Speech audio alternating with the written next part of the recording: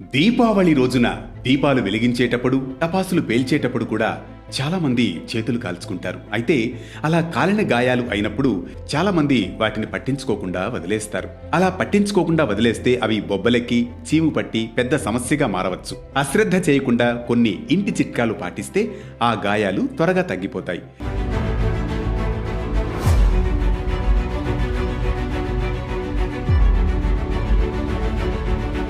శరీరం మీద కాలిన గాయం అయినప్పుడు చాలా మంది నీటితో కడుగుతూ ఉంటారు. అలా చేయడం వల్ల గాయం పెద్దదవుతుంది. అలా కాకుండా ఒక మందపాటి వస్త్రాన్ని నీటిలో ముంచి కాలిన ప్రదేశంపై పెట్టి మెల్లగా నొక్కుతూ ఉంటే బొబ్బలెక్కకుండా ఉంటాయి. బొబ్బలు రాకపోతే మచ్చలు ఏర్పడే అవకాశం కూడా తగ్గిపోతుంది. ఇక కొంతమంది ఐస్ ముక్కల్ని కూడా కాలిన గాయాలపై పెడుతూ ఉంటారు. వెంటనే మంటను తగ్గించడం కోసం ఇలా చేస్తూ ఉంటారు. కానీ ఇలా చేయడం వల్ల ఐస్ ముక్కలు తీశాక మంట మరింత పెరిగిపోతుంది. ఎందుకంటే ఐస్లో కార్బన్ డయాక్సైడ్ లక్షణాలు అధికంగా ఉంటాయి.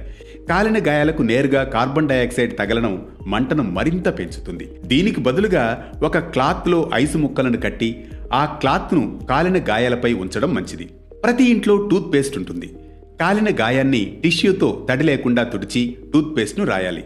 టూత్ పేస్ట్ రాసిన కాసేపటికే నొప్పి తగ్గుతుంది. అంతేకాదు అక్కడ బొబ్బలు రాకుండా గాయం కూడా త్వరగా నయమైపోతుంది. ఇంట్లో వైట్ వెనిగర్ ఉంటే దాన్ని కూడా ఉపయోగించవచ్చు. ఒక కప్పు నీటిలో 2 చుక్కల వెనిగర్ వేసి గాయంపై చల్లాలి. ఇది వాపు రాకుండా చేసి గాయాన్ని త్వరగా తగ్గేలా చేస్తుంది.